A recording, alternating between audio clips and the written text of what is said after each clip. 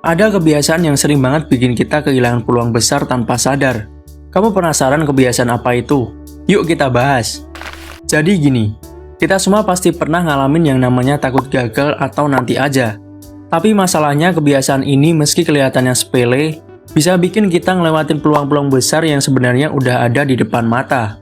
Kebiasaan ini bikin kita sering ragu, nunda-nunda, bahkan mikir terlalu lama sampai akhirnya kesempatan itu pergi entah kemana. Sekarang coba deh pikirin, ada gak sih peluang yang kamu lewatin karena kamu ragu? Entah itu peluang kerja, peluang untuk belajar hal baru, atau bahkan kesempatan untuk berkembang dalam pekerjaan yang kamu jalani sekarang. Kadang yang kita butuhkan cuma sedikit keberanian buat melangkah. Tapi kita terlalu terjebak dalam rasa takut dan ini lama-lama jadi kebiasaan.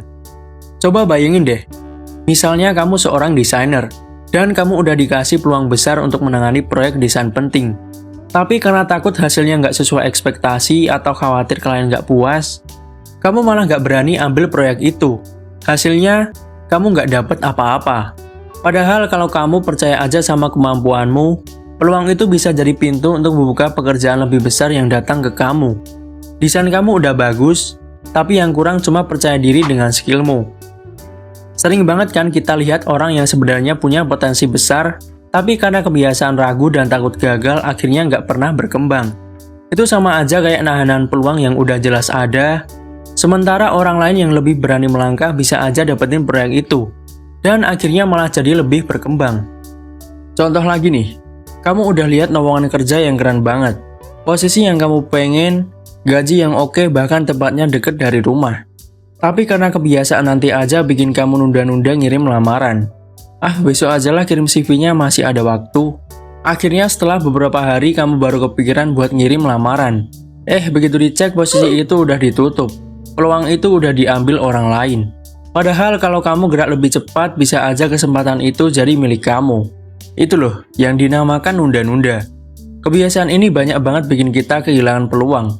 Kalau terus-terusan nanti aja ya nanti-nanti juga kesempatan itu bakal pergi. Tapi jangan khawatir.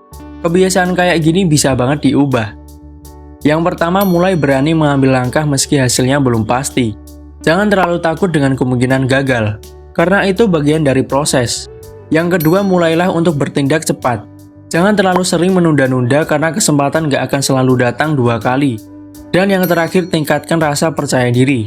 Kalau kamu punya skill, percayalah kamu pasti bisa. Jadi mau berapa banyak peluang yang kamu lewatkan cuma gara-gara kebiasaan ini? Itu semua tergantung sama kamu.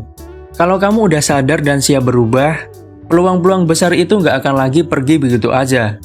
Kalau kamu ngerasa video ini bermanfaat, jangan lupa share ke teman-teman kamu yang mungkin juga butuh sedikit dorongan buat berubah.